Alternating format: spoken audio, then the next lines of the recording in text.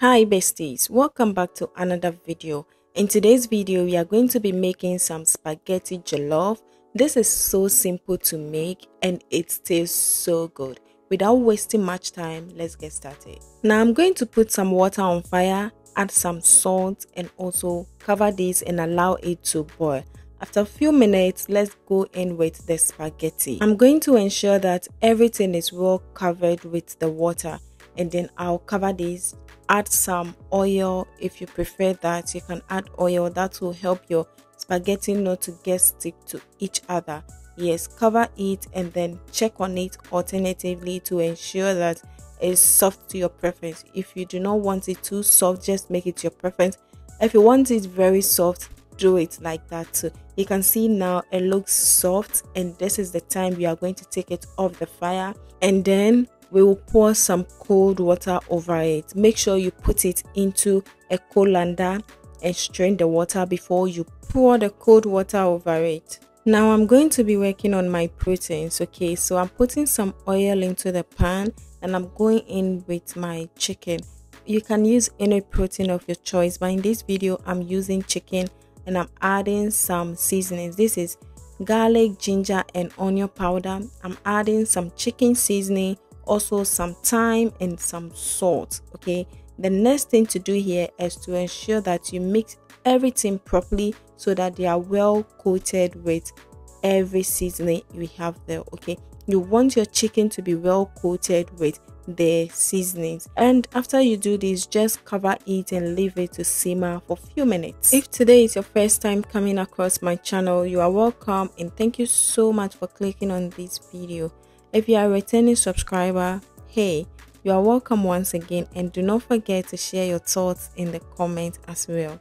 After this stage, our chicken is just ready, and what we are going to do next is to take everything from the sauce, and we are going to keep this sauce on the other side. Okay, do not discard it, just keep it there.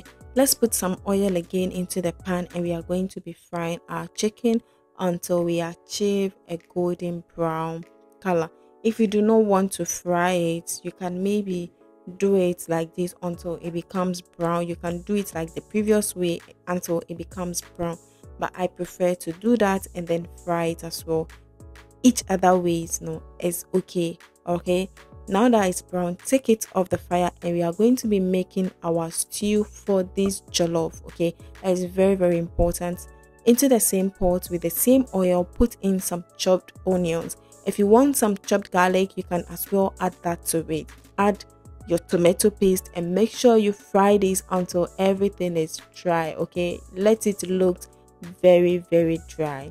When it comes to jollof, your stew is the most important thing to get right. If you get your stew right, any other thing that follows becomes just perfect. Okay, these are some tomato, onions, garlic and some pepper.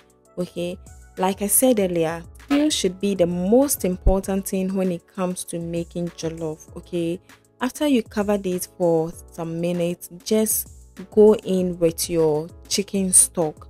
That is why I said we should set it aside. Make sure you add your chicken stock, taste it before you add any other seasoning of your choice.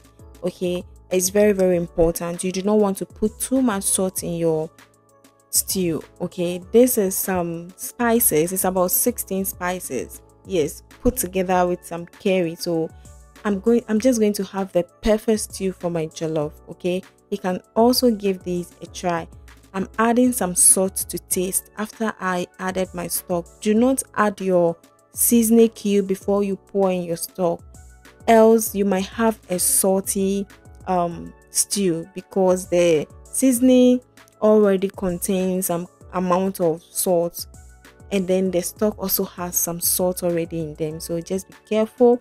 Now we are just working on our veggies. Okay, add some salt. You can use any vegetables of your choice. Okay, add some salt and then stir this until it gets this soft texture. It shouldn't be too soft, but for about, let's say, some 5 minutes or 3 minutes, and it's just ready, and we are going back to our stew.